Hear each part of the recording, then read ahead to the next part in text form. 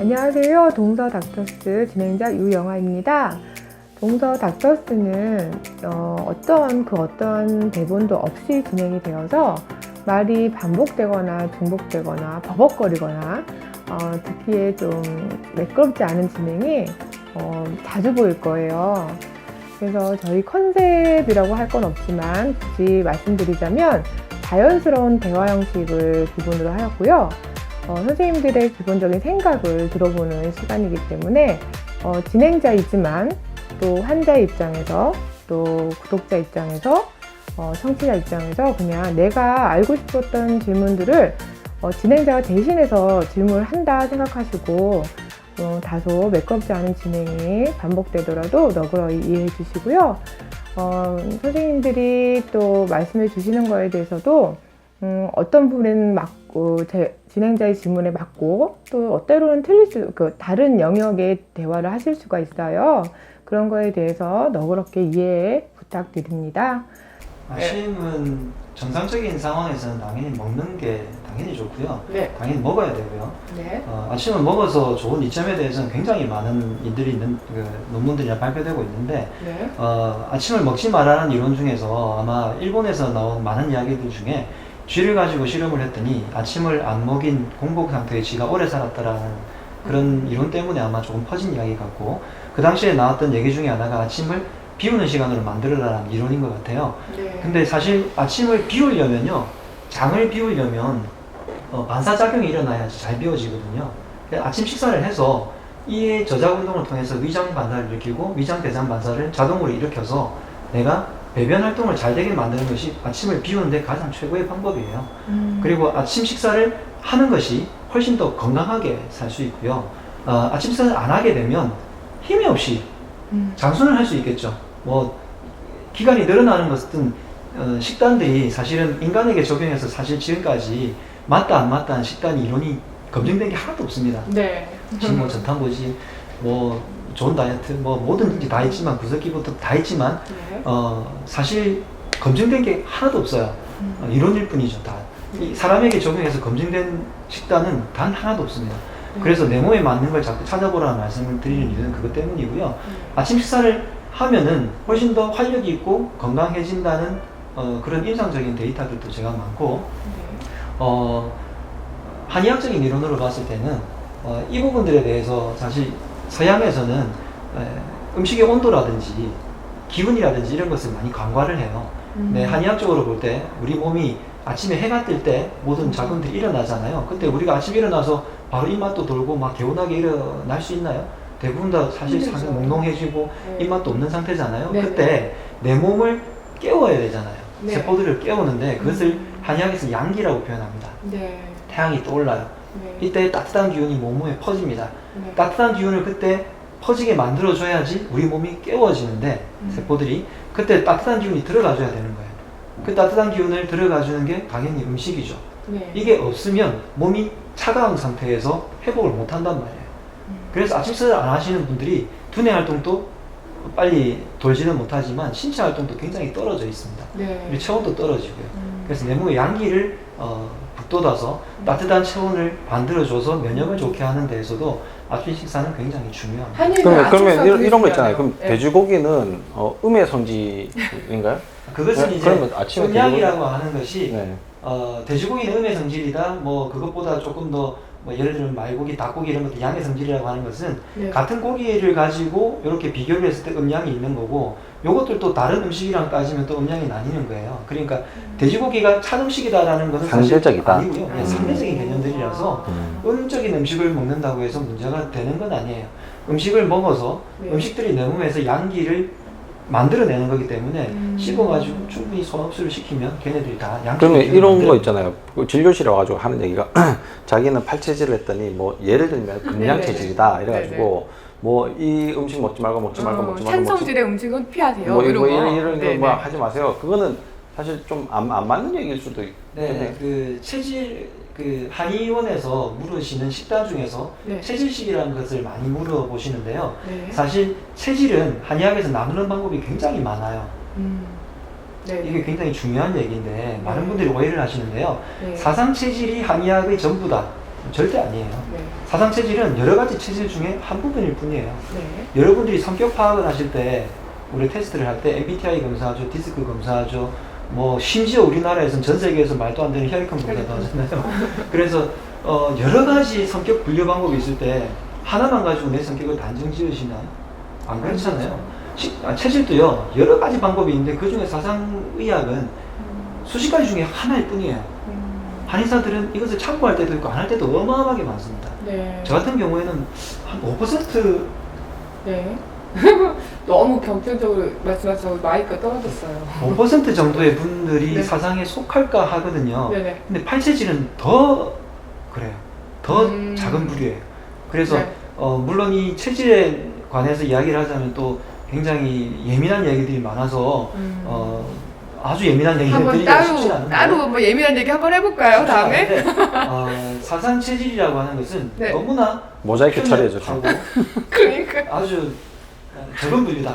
그 안에 있는 식단을 가지고 얘기하는 것은 너무 좁은 얘기를 하는 것이기 때문에 맞지 않는 경우가 너무나 많다는 거. 네. 그래서 어떤 사람들은 뭐 한 100만 명 중에 한 명 정도 그 체질에 맞게 딱 말씀할 수도 있어요. 그렇지만 네. 대부분의 경우에는 한의사들은 기본적인 전제가 골고루 먹으라 해요.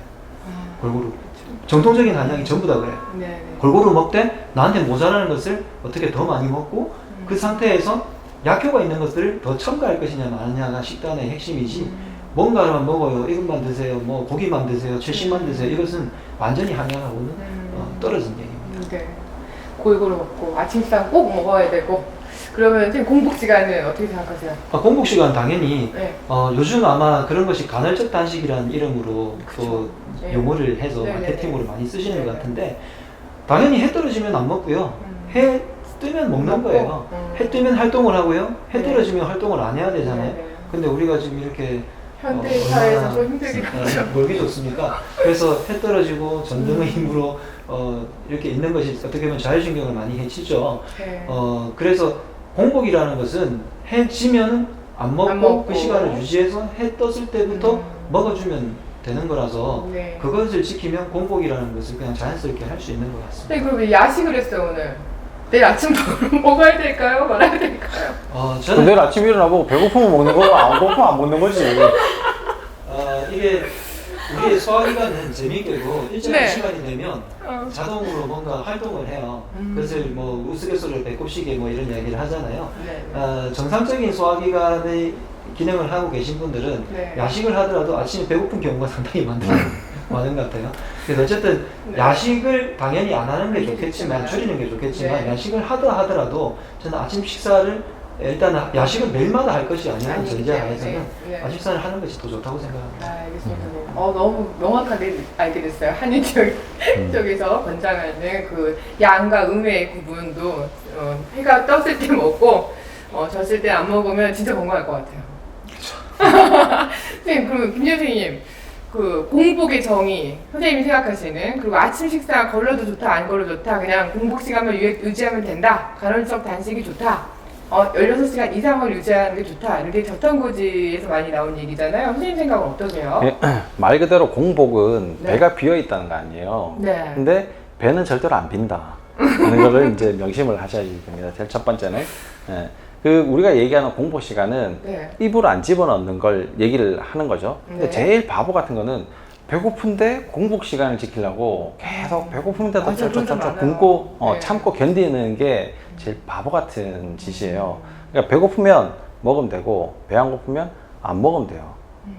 그게 이제 제일 첫 번째 이제 하셔야 될 거고 우리가 맨날 잘할 때 듣는 거 너 밥풀 하나라도 남기면 안 된다 이거 만드는데 얼마나 농부들이 땀을 많이 흘렸는지 아냐 너 이거 벌 받는다 너 네. 지옥 가서 이거 다 퍼먹게 될 거다 막 네, 네. 그런 얘기들 네. 그래서 음식을 안 남기려고 이제 굉장히 노력들을 많이 하시는 분들이 있는데 저도 사실 그게 잘 안 되지만 음식을 남기려고 노력을 좀 하셔야 됩니다. 배가 부르면 참 힘드시죠 그게. 그렇죠. 네. 배가 부르면 좀 이렇게 젓가락을 좀 넣고 하는 게 필요하고 아침을 먹는 게 좋으냐 안 먹는 게 좋으냐는 상황에 따라 다른 거죠. 예를 들어서 내가 뭔가 여행을 갔어. 좋냐 안 좋냐보다 안 먹어도 된다 이걸로 바꾸세요. 안 먹어도 되죠. 네. 당연히 안 먹어도 되죠. 그럼 뭐 먹는다고 큰 문제 안 먹는다고 큰 문제 생기는 건 아니잖아요. 네. 근데 어떤 상황에서는 꼭 먹는 게 좋은 경우들이 있어요. 예를 들어서 뭐 지금처럼 아까 말씀하신 것처럼 뭐 수험생 머리를 많이 써야 된다. 네. 스트레스 많이 받는 직업이다. 지하철 타고 가는데 2시간 동안 지금 시달려가지고 계속 서서 땀 뻘뻘 흘리면서 가야 되는데 네. 아침도 안 먹고 거기 가서 쫄쫄 굶으면서 회사 가가지고 일이 되겠어요? 안 되죠. 네, 학교 가가지고 공부 되겠어요? 안 되죠. 여행을 갔는데 엄청 맛있는 것들을 많이 먹고 보고 싶은데 난 아침을 안 먹어야 되니까 안 먹어. 그럼 진짜 바보 같은 짓 아니에요? 우리가 건강에 목표가 있어요. 이상적인 건강의 목표. 네네. 제가 이제 저번에도 한번 말씀드렸던 것 같아요. 강의 네. 시간에. 네. 첫 번째는 소식에도 배 안 고프고, 네. 두 번째는 영양제 안 먹고도 건강하고, 네. 세 번째는 아무거나 먹어도 탈이 없다. 너무 행복할 것 같아요. 이렇게 되도록 만들려면 네. 평상시에 내가 먹는 거에 잘 이게 관심을 기울이고 몸을 잘 관리를 하셔야 이런 네. 것들이 이제 만들어지게 되는 거죠. 그냥 네. 꽁으로는 안 만들어지잖아요. 그러니까 공복 시간 유지하려고 굳이 배고픈데도 참고 있지 말아라. 그러려면 음식의 질이 되게 중요할 것 같아요. 이게 정말 진짜 리얼 음식 푸드를 먹으면 그 배고픔이 덜 하잖아요. 네. 근데 우리가 뭐 아침에 빵 먹고 점심에 뭐 국수 먹고 저녁에 짜장면 먹고 그러면 다 밀가루 소화가 너무 잘 되잖아요. 그럼 난 배고파서 먹었는데 또 배고파 또 먹었는데 비만을 일으키고 그래서 핵심은 음식의 질이 되게 중요하다 생각이 들어요. 진짜 음식이란 소화가 잘 되는 걸로 착각하는데요. 네. 네, 그쵸. 대부분 그렇게 먹으면요. 그 먹고 나서 바로 화장실 가요. 먹고 나서 또 화장실 가고. 좀 전에 표현하신 건 소화가 잘 되는 게 아니라 배가 빨리 꺼지는 꺼지는 거고, 거죠. 네, 그런 거예요. 오히려 소화는 더 방해되죠. 그렇죠. 만약에 그렇게 화장실 가지 않는 분들은 네. 그냥 몇 날 며칠 계속 묵혀놓기 때문에 절대 배 안 고파요. 네. 네, 짜장면 한 그릇도 다 못 먹어요. 맞아. 그 다음에 점심 때 뭐 스파게티 못 먹어요. 네, 저녁 때 뭐 족발 몇 점밖에 못 먹어요. 네, 그게 변비가 생겨서 네. 이제 정통적인 거고 네. 보통은 바로 화장실 가서 다 비워내기 때문에 배가 금방금방 또 고파지는 거예요. 그렇죠. 건강한 음식은 제철 음식 그리고 또 뭐 가공되지 않는 우리가 많이 잘 알고 있는 또 너무 첨가되어 익숙해 있지 않는 그런 환경이 되게 중요할 것 같아요, 선생님. 우리 박 선생님 우리 책 마흔의 문공부 그래요. 책을 여기 사인 받아야 되는데. 내셨잖아요. 아, 거기 제가 끝까지는 못 읽어봤지만 솔직히 끝까지는 못 읽었지만 너무 좋은 구절이 있어서 네. 읽어드릴게요. 지금의 나를 있게 한 것은 지금까지 꾸준히 내가 해온 것들의 결과물이다. 내가 먹는 것이 나를 결정하고 입는 옷, 자는 곳, 일하는 환경, 함께하는 관계가 나를 만든다.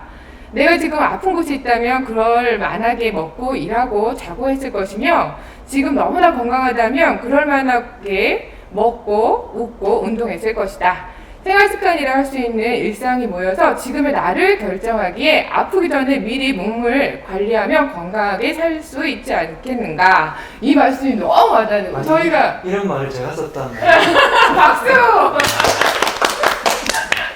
자, 우리 마무리. 몇 페이지에 나오는 겁니까? 이게 프롤로그예요. 예, 이런 취지로 책을 쓰셨는데 저희가 지금 식이요법에 대해서 나눈 핵심의 내용인 것 같아요. 그쵸. 선생님 마무리 선생님 박 선생님 해주실까요? 네. 동서 닥터스는 네이버 카페 기능의학 플러스에서 주최하는 것입니다. 네이버 카페 기능의학 플러스에 오셔서 선생님들께 질문을 직접 하셔도 좋고요. 댓글로 유튜브 댓글로 질문을 하셔도 좋고요. 또 나의 신분을 노출하고 싶지 않다 그러면 저에게 네이버 카페에 오셔서 쪽지로 질문을 해주시면 질의 응답 시간을 따로 가져서 유튜브 영상을 찍어서 알려드리는 시간을 또 마련하고 있어요. 이 기능을 잘 활용하셔서 나의 아픈 부분을 한의와 또 일반 병원에서 어떻게 다루는지 잘 알아나갈 수 있는 방안으로도 쓰시면 참 좋을 것 같습니다. 그러면 저희는 더 좋은 의학 정보 가지고 또 다음 시간에 만날게요. 감사합니다.